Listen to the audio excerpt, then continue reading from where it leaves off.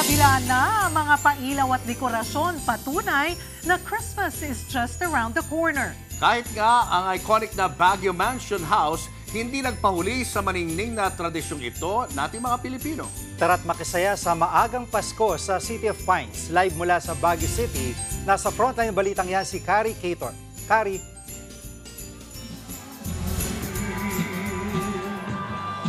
Talaga namang it's the season to be jolly na rito para sa ating mga kapatid sa Baguio City. At hindi lang yan dahil sa lamig ng klima, kundi dahil pinailawan na rin for the very first time ang kanilang kauna-unahang Christmas tree. At espesyal ang Christmas tree na yan dahil kung mapapansin nyo, pinalibutan nga ito ng higit 30 makukulay na parol na dinisenyo pa raw ng mga estudyante mula sa iba't ibang bahagi ng bansa. Bukod sa pagiging summer capital, gusto rin daw kasi ng Baguio City na makilala sa kanilang maningning na pagdiriwang ng Pasko.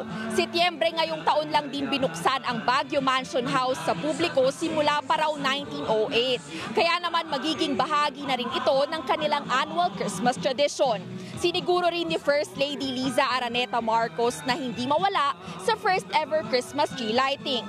Dumalo rin sa event si Education Secretary Sonny Angara na katuwang sa paggawa ng mga parol, gayon din sina Interior Secretary Benhur Abalos at Baguio City Mayor Benjamin Magalong. Nagtanghal din kanina ang University of Baguio Voices Choral at ang Philippine Military Academy o PMA Marching Band.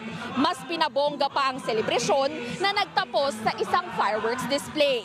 Kaya naman para sa ating mga kapatid na nagnanais masilayan itong makinang na Christmas tree, bukas daw ang Baguio Mansion House mula 8 a.m. hanggang 8 p.m. araw-araw.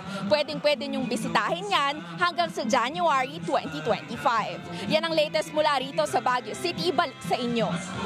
Maraming salamat, Kari Cator.